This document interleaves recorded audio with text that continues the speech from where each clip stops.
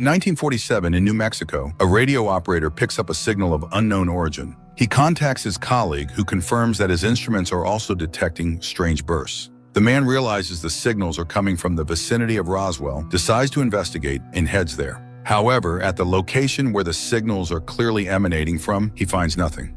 Suddenly, his dog lunges at something visible only to her. The man follows, only to be struck by a blinding white beam, and he is never seen again.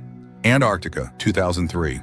At a research center, scientists are examining an object found in the permafrost, buried 3-4 meters below the ice surface. No one knows what it is or what to do with it, so they decide to contact NASA. Meanwhile, at the University of California, Professor Julian Rahm is delivering a lecture on cryptology, explaining the role of speech in the development of emotions. He mentions that not all communication relies on speech, as is the case with animals. During the lecture, one of the students flirts openly with him. After class, Julian is summoned by the university's chancellor, world-renowned scientist Beckham, and prepares for an uncomfortable conversation. However, the chancellor is uninterested in Julian's relationship with the student. Instead, he informs Julian about a recent discovery in the Antarctic Research Center. A NASA satellite has detected a strange formation beneath the ice, approximately 6 meters long and 3 meters wide. Moreover, a radio signal seems to be emanating from the object. The scientists have created a spectrogram of the signal and sent it to the university. The chancellor hands it over to Julian, the university's leading expert in cryptography.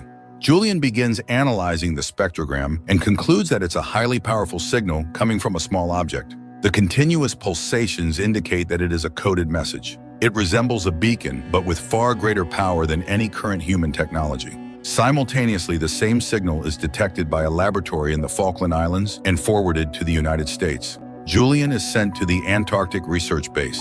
During the turbulent flight, he feels uneasy about the crew's professionalism, especially when they admit to being unable to see through the pitch-black storm at the South Pole. Despite the conditions, the plane lands successfully. Julian descends to the lower levels of the research station, where he is met by staff member Nayla Olson. Surprised by his arrival during the restricted flight season, she explains that they are 20 meters below the surface, with the station housing a genetic lab and plantations. She leads Julian to the personnel sector, but he insists on seeing the discovery first, especially since his old acquaintance, Dr. Alexei Geraha, is eager to meet him. Alexei takes Julian to the find, which remains encased in a block of ice. Despite efforts to keep the temperature low, the ice is melting at an astonishing rate. Julian believes the technology they've uncovered surpasses anything humanity currently possesses. Alexei is called away, leaving Julian alone with the object. Drawn to it, Julian touches the icy block and experiences visions of recent events in his life. His hand feels a powerful static charge. Before he can fully recover, he is interrupted by biologist Kate Brecker, his former romantic partner. It's clear their breakup was difficult, and Kate maintains her distance. She escorts Julian to his quarters, warning him not to disrupt the harmony among the women on the station. Julian laughs it off. Lying down to rest, Julian feels a strange sensation in his hand and dreams vivid, incomprehensible images. Awaking unsettled, he decides to visit the object again. Along the corridor, he notices wet footprints and follows them, sensing an otherworldly presence approaching. Suddenly, visions of Earth from space and alien beings flash in his mind. He cries out and wakes up. Neela invites him to breakfast and then takes him to the plantations where genetically modified plants are cultivated. Neela undresses and undergoes a full-body disinfection before entering the greenhouse. Inside, Kate and geneticist Michael Straub are already at work. Julian immediately feels jealous of Michael's interactions with Kate. However, Kate redirects Julian's focus to the work at hand, reminding him of the importance of their project. The U.S. government has provided significant funding for developing a space colonization program, and genetics is a critical component of this initiative. Meanwhile, in the government, discussions focus on Julian's past and accomplishments. It turns out he was one of the most promising alien hunters in a NASA project. However, when funding for the project ceased, he returned to teaching. Now, coincidentally, all members of that NASA project, Alexei, Kate, and Julian, are together in the Antarctic lab. Julian continues working to decode the signal. During a break, he meets communication expert Graham, the first to detect the signal. They discuss the possibility of its extraterrestrial origin, though Julian remains skeptical. Later, Julian joins a team for lunch, where Alexei introduces him to the station's crew, including temporary pilots grounded due to worsening weather. Julian fields questions, noticing Michael's unfriendly demeanor. With sharp wit, Julian counters Michael's remarks, humbling the geneticist. The group visits the rapidly melting ice block. Julian suggests setting up an antenna to directly receive the signals for mathematical interpretation. After running the experiment, he resumes decoding, hypothesizing that the signal's beginning resembles a warning. At NASA, analysts compare the new signal to the one detected in New Mexico in 1947. The patterns are identical. The director orders Julian to be involved and summons his supervisor, Beckham, to headquarters. Meanwhile, at the Antarctic station, a loud crash disrupts the crew as the ice block fractures and collapses from its supports. Rushing to the scene, the scientists discover a strange formation resembling a prehistoric oyster emitting strong electrical discharges. It's unlikely to be a meteorite, as meteorites don't send radio signals. Instead, it appears to be a black box from a spacecraft that accidentally landed on Earth and has been transmitting a distress signal ever since. Julian tries to explain the nature of the discovery, but his claims are met with skepticism. One observer points out a crack on the capsule's surface and suggests opening it. Kate warns about potential viruses inside, but Michael argues that the lab's containment measures should suffice. Meanwhile, Dr. Beckham arrives at the White House. Kate expresses concern about opening the capsule, fearing humanity might be like Neanderthals compared to the aliens. Still, she acknowledges that humans could learn from this technology. The team begins experiments to open the oyster. Dr. Beckham, hearing about the signal's recurrence, posits a theory about the dangers of alien interference. He is informed that a Soviet nuclear submarine is already en route to Antarctica. Back at the station, Alexei analyzes a fragment of the material from the fractured block and reports that it's not stone, but resembles a carbon-based alloy. Julian explains to Neela that the computer is attempting to decode the signal using mathematical principles. Nyla suggests that the process feels like a puzzle requiring a key. This sparks an idea in Julian, leading to a breakthrough. He deciphers a message warning not to open the object.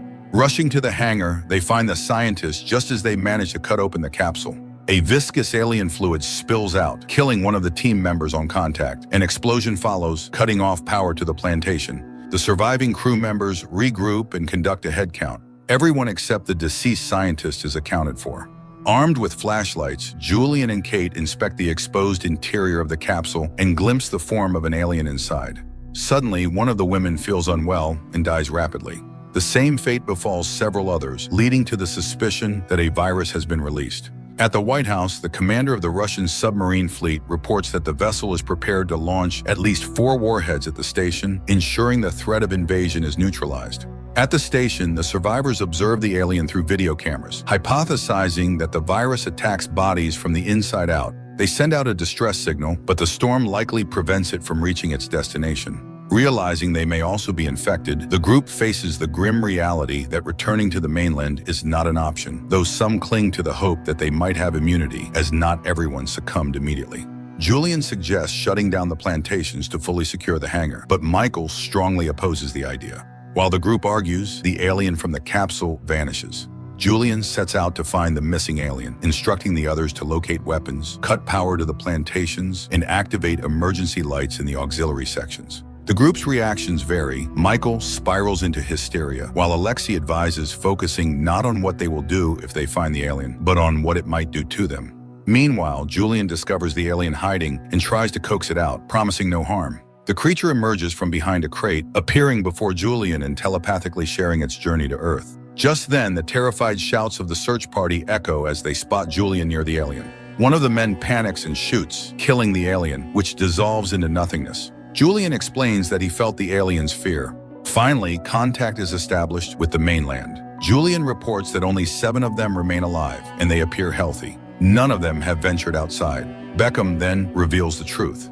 The object they found was a survival capsule, similar to one that crashed in Roswell in 1947. At that time, the capsule transmitted an SOS signal. Scientists had discovered that the aliens carried a deadly virus capable of destroying the solar system. Although the aliens were unaware of this, the virus had already wiped out life on Mars. On Earth, they chose not to leave their ship despite their desire to make contact. Now the only solution is the complete sterilization of the station, its destruction.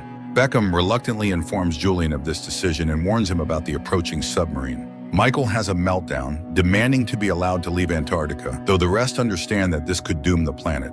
Julian suggests blood tests for everyone to check for the virus. As the submarine nears firing range, its crew still believes the situation to be a training exercise. At the station, the team examines their blood test results. The cells appear healthy, but the risk of hidden unicellular viruses remains. Opinions split sharply. Michael urges them to flee, while Julian reminds them of the danger.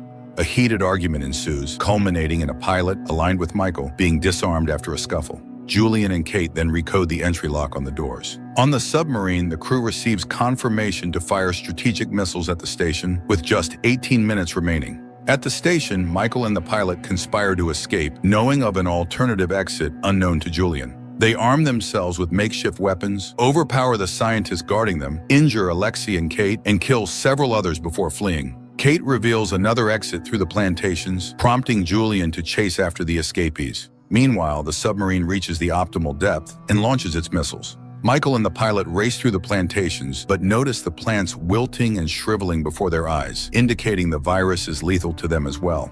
The pilot refuses to proceed, and Michael kills him. He continues running through the dying plantations, with Julian close behind. Michael reaches the technical passages and surfaces outside, opening the doors to a blinding cocoon of light enveloping the station.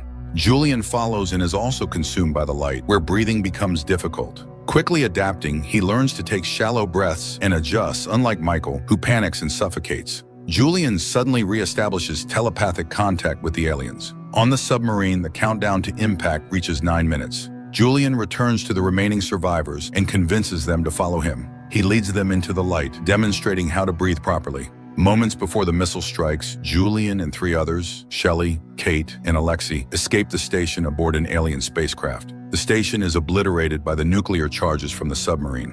Sometime later, the government launches a campaign to suppress the truth, claiming that an experimental nuclear reactor meltdown destroyed the base, killing all 13 scientists and specialists. Meanwhile, the alien spacecraft carrying the human survivors departs the solar system. The film lacks originality, bringing to mind other alien-related movies that likely inspired its creators. It suffers from a lack of boldness and quality in execution. However, the strong performances by the cast redeem it, making it a decent effort for its time.